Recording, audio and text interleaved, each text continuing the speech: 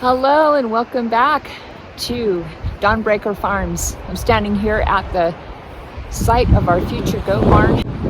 We have all the materials ready to go, but it has been cold and snowing and windy, and we just haven't been able to make much progress. But we have all the materials and we're excited to get our 2 new goats next week.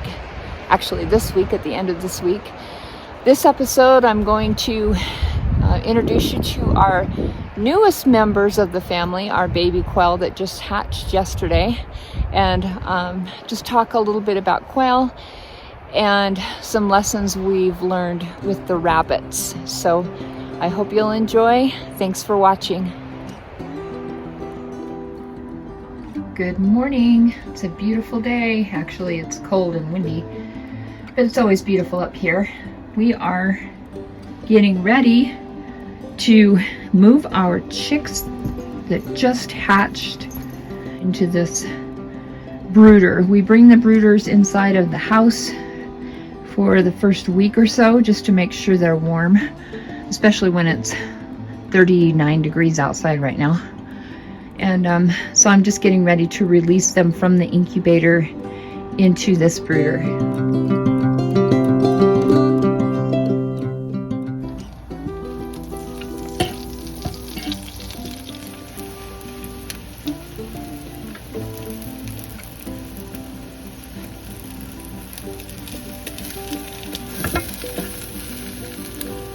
Lokai's very excited. Are you excited, Lokai? Are you excited for the Quail to come into the brooder? I just unplugged the incubator and I brought it in here and I set it down into the brooder. We have to do that because this particular incubator opens from the top and there's no way to control them. So we just set it down into the brooder and lift the lid. And I'm going to do that now and let them go.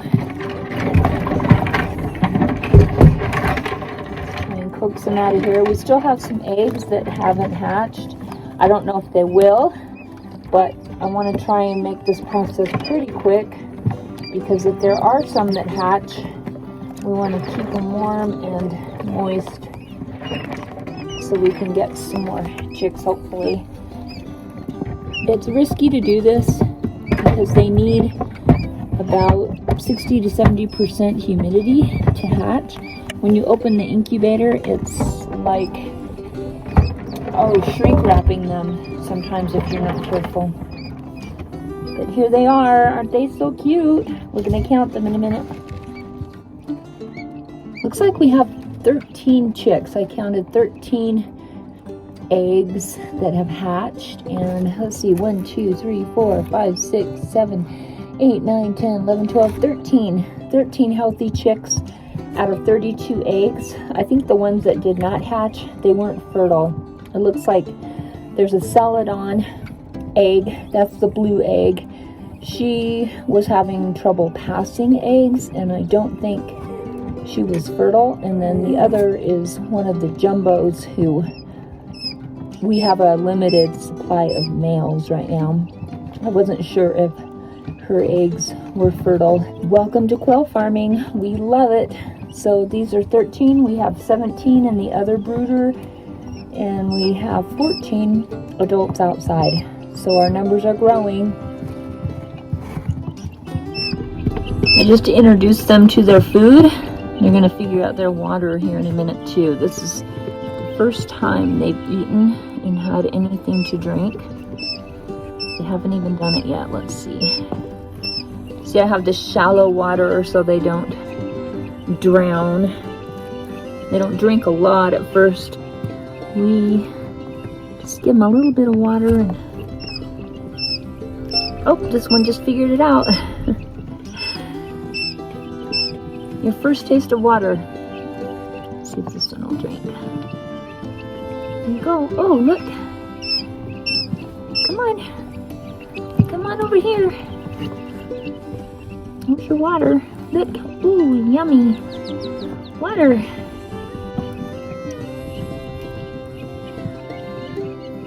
This is also their first taste of food. I have this old ashtray I use. It works really well for the young ones. They're just eating for the first time as well. Lokai's super excited. Oh, Lokai. Huh? What do you think? Lokai, what do you see down there, huh? What is that? Some more of these birdies. They're so annoying, huh? Hey, look at me. Hey! No way. She's pretty focused. See her licking her chops. What do you think? Huh? Here's a look at the incubator after I released the quail. We have, I think, 11 of the jumbos that have not hatched. The rest are the celadon. Those are the blue eggs. And I don't think any of those are going to hatch because she just wasn't fertile. We got 2 celadons out of the last hatch. We were fortunate to get that, but we do have some more celadons up and coming. They're just now starting to breed, so we'll get more. Celadons are harder to breed and apparently harder to hatch. These are the hatched eggs, 13 of them. You can see they're all jumbos. Pretty large eggs. We prefer the jumbos because they're bigger and they provide more meat, and they also provide bigger eggs. And these eggs are so nutritious. Here's a look at our plant starts that we're going to be planting when it finally warms up. We have cucumbers and tomatoes. We have marigolds. We have peppers, lettuce, just to name a few. We have a pet spider over here making a web.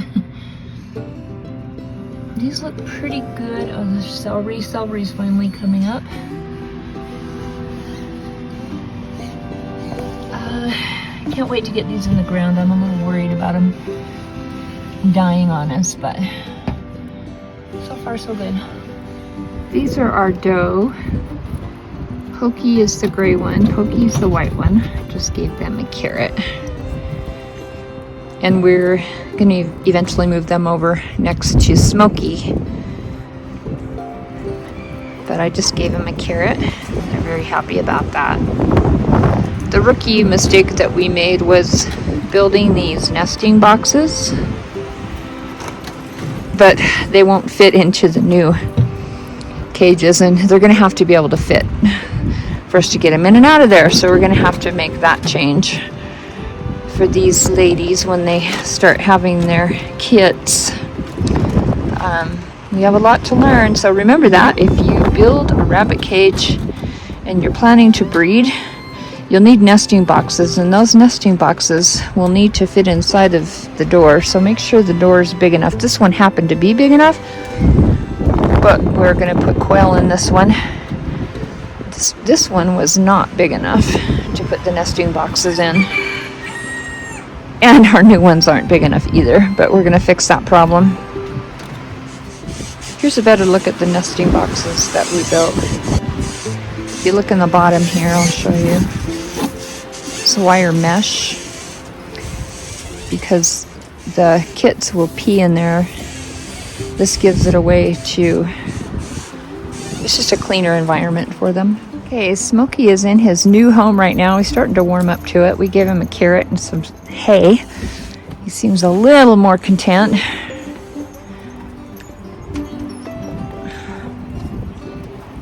What do you think, Smokey? You like your new home? Hey, Curtis. You gonna show everybody who's boss?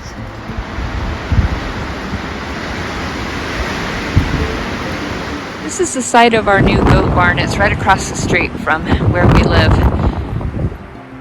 Only about 100 yards. We've got the materials now. It's just been too cold and windy to build anything yet, but Matt's starting to get these posts buried in the ground. Then we're going to put some concrete down in these holes. And this is the barn area.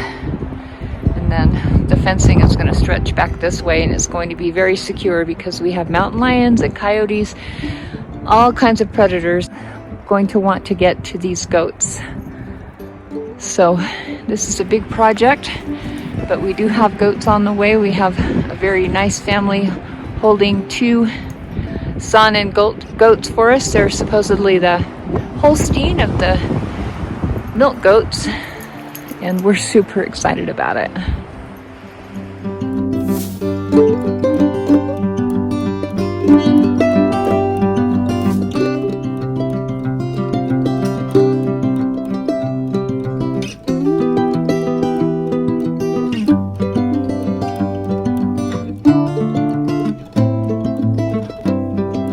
Gosh, I am so excited. I had to share this with you. I was just getting ready to wrap up this episode, and I came back here into our birthing room, aka bathroom, and you will not believe what I discovered. Look at this cute little guy. He was just born. He was probably born about an hour ago because he's still kind of wet. But here's the real exciting part. Look at the color of that egg. That is a celadon. I didn't think any of our celadon eggs were fertile, but we just hatched a celadon. And this is day 16? Oh no, I'm sorry. 20. Today is day 20. They usually hatch on day 17. Mine come right on time every time. This one was late. This is a 20-day hatch. They'll usually go to 21, and then they won't hatch anymore, but we might get some more, and I'm so excited. So this little guy, I'm going to name him number 14. Number 14, welcome to the world.